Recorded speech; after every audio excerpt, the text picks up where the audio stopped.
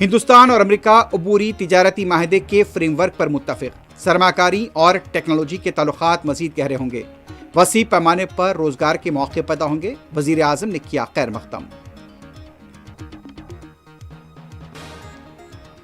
تجارتی معاہدہ امریکہ کے مفاد میں ہندوستان کو فائدہ نہیں ہوگا، ہندوستانی عوام پر 80,000 کروڑ روپے کا بوجھ پڑے گا، اپوزیشن کا رد عمل۔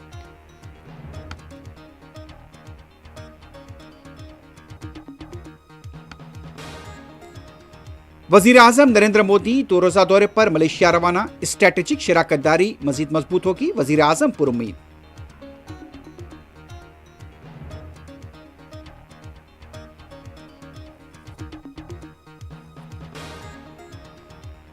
راہل گاندھی سرخیوں میں رہنے کے لیے روز نئے ڈرامے کرتے ہیں، اقتدار سے محرومی پر بوکھلاہٹ، مرکزی وزیر کرن رجیجو کا رد عمل۔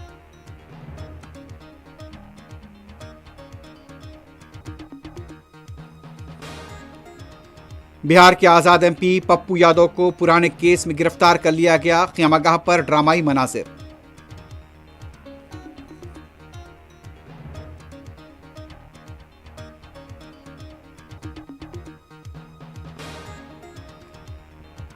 بدلے اور نفرت کی سیاست ترک کریں، بی جے پی کو صدر مجلس بیرسٹر اویسی کا مشورہ، آسام کے وزیر اعلیٰ پھر ایک بار نشانے پر۔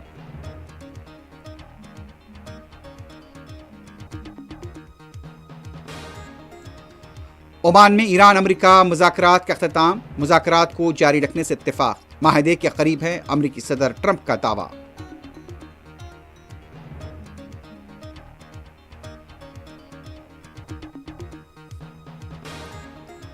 اور لیبیا کے سابق رہنما کرنل قذافی کے فرزند سیف قذافی کی تدفین، نماز جنازہ اور تدفین میں ہزاروں کی شرکت۔